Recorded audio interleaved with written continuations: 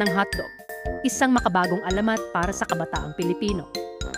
Noong unang panahon, sa bayan ng karnehan, ang mga tao ay eksperto sa pagproseso ng karne.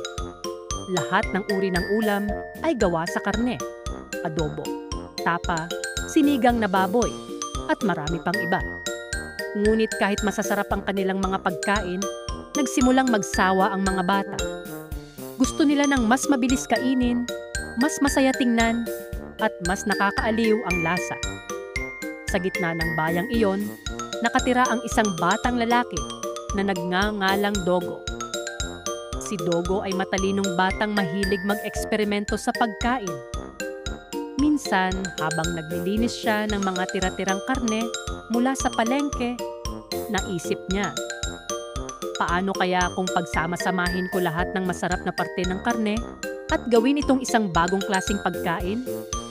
Pinili niya ang malambot, malasa, at paboritong bahagi ng karne ng baka at baboy. Pinino niya ito ng pinupino, nilagyan ng kaunting asin, pampalasa, at kaunting lihim na sangkap, gaya ng katas ng makahiya para sa lambot at ugat ng siling halaga, para sa maanghang konti, pero masarap. Inilagay niya ito sa isang makinis na pambalot na gawa sa balat ng gulay. Pinakuluan niya ito sa mainit na tubig at pagkatapos ay pinirito. Nang natapos ito, tumambad sa kanya ang kakaibang anyo. Parang pulang mahaba at makinis na karne. Tinikman niya ito at laking gulat niya. Ang sarap! Malambot, malasa, at tamang-tama para sa mga batang katulad niya. Tinawag niya itong hotdog. Hango sa kanyang palayaw na dogo at sa init ng pagkakaluto nito. Nang ipatikim niya ito sa buong bayan, natuwa ang lahat, lalo na ang mga bata. Ang mga nanay ay natuwa rin dahil madali itong lutuin. Pwedeng prito, pwedeng ihawin, pwedeng isama sa spaghetti o kanin.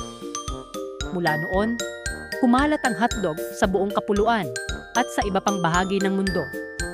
Pero ayon sa alamat, tuwing may batang matalinong mahilig mag-eksperimento sa kusina, may espiritu si Dogo na pabulong na nagtuturo ng bagong lasa.